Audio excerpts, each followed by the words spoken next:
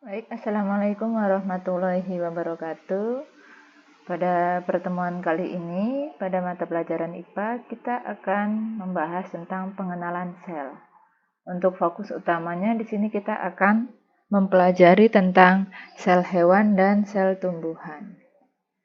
Adapun tujuan pembelajarannya yang pertama yaitu kita akan menjelaskan bagaimana pengertian sel dan pentingnya mikroskop dalam pengamatan sel.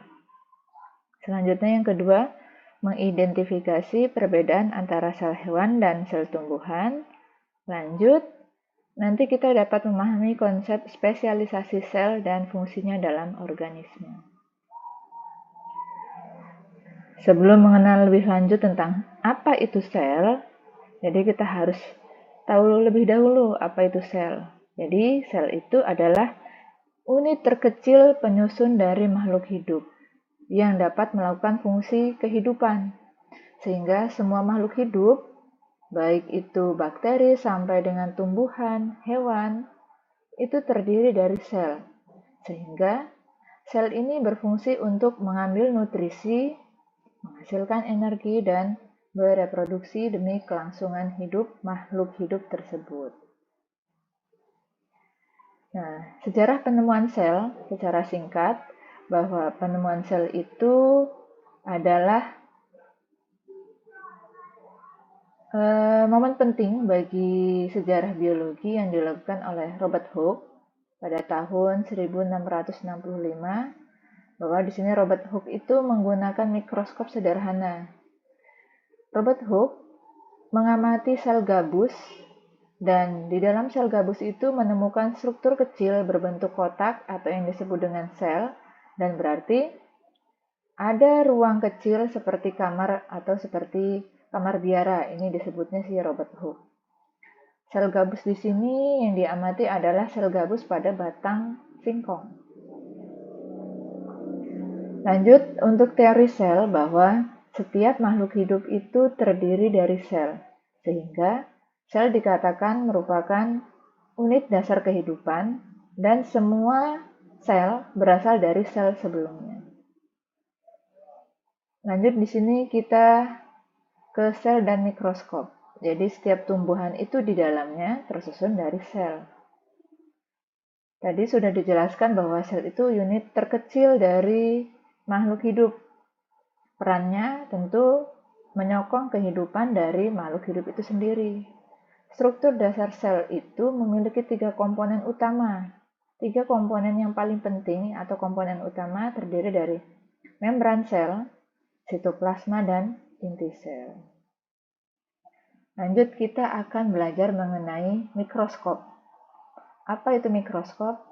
Mikroskop merupakan alat untuk mengamati objek kecil seperti sel yang tidak bisa kita lihat dengan mata telanjang. Sehingga mikroskop ini disebut sebagai alat bantu ya. Alat bantu yang digunakan untuk mengamati objek yang sangat kecil. Jenis-jenis mikroskop yang kita kenal ada 2, yaitu mikroskop cahaya dan mikroskop elektro. Manfaat dari mikroskop itu sendiri adalah memungkinkan kita melakukan pengamatan dan pemahaman mendalam mengenai sel yang kita amati. Untuk mikroskop cahaya, di sini ukuran selnya bervariasi. Biasanya panjangnya 0,01 sampai 0,1 mm. Dan untuk melihat sel dari dekat, kita menggunakan mikroskop cahaya. Ini mikroskop yang sederhana, mikroskop yang ada di sekolah-sekolah tanpa menggunakan aliran listrik ya, sehingga fokus utamanya hanya mengandalkan bantuan dari mengandalkan bantuan dari sinar matahari.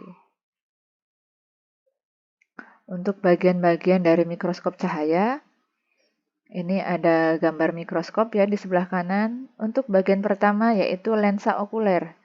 Lensa okuler ini adalah lensa yang dekat dengan mata pengamat. Ya. Lensa yang dekat dengan mata pengamat. Kemudian bagian yang kedua yaitu makrometer. Makrometer di sini adalah pemutar kasar. Jadi nanti makrometer ini membantu dalam menaikkan atau menurunkan lensa objektif. di sini selanjutnya yaitu mikrometer. Jadi pemutar halus di sini juga membantu dalam memfokuskan lensa objektif yang ada pada mikroskop. Selanjutnya yaitu revolver. Revolver itu tempat dudukan dari lensa objektif. Nah, untuk lensa objektif itu adalah lensa yang dekat dengan benda, objek ya di sini ya. Lensa objektif, lensa yang dekat dengan benda. Lanjut ada meja kerja. Jadi meja kerja ini adalah meja yang digunakan untuk meletakkan preparat yang akan kita amati. Lanjut di bawah meja kerja itu ada lubang lensa. Jadi lubang lensa itu adalah lubang yang terdiri dari celah-celah yang terdiri dari celah-celah sehingga cahaya dapat melewati dari lubang tersebut sehingga dapat dipantulkan ke lensa objektif.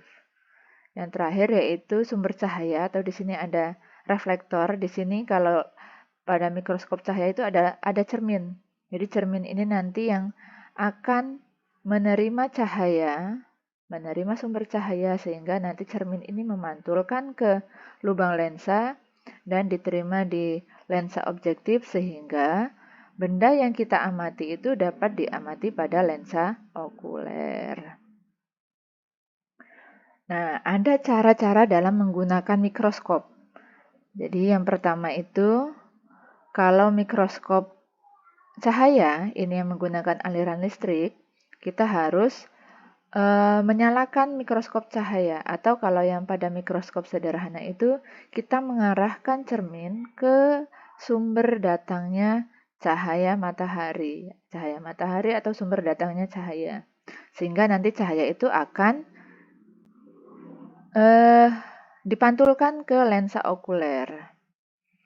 Lanjut, langkah yang kedua yaitu putar revolver tempat dudukan lensa objektif ini sehingga memperoleh lensa objektif terendah yang mengarah ke preparat yang akan kita amati.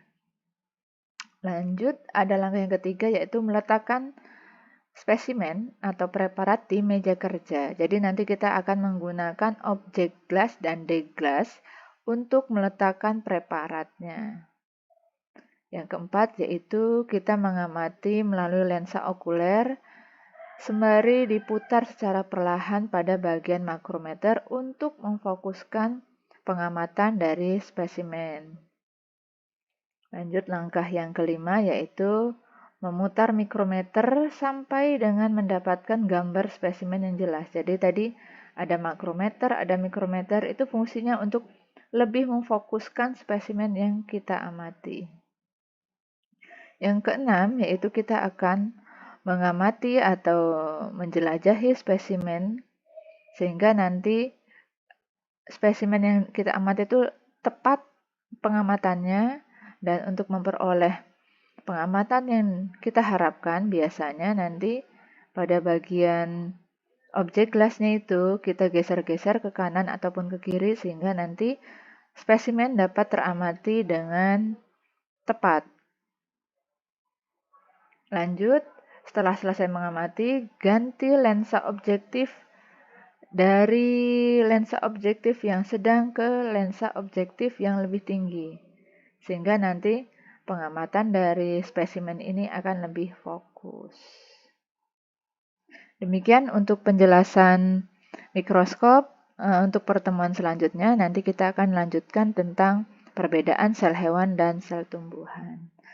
Semoga bermanfaat ilmu kali ini. Wassalamualaikum warahmatullahi wabarakatuh.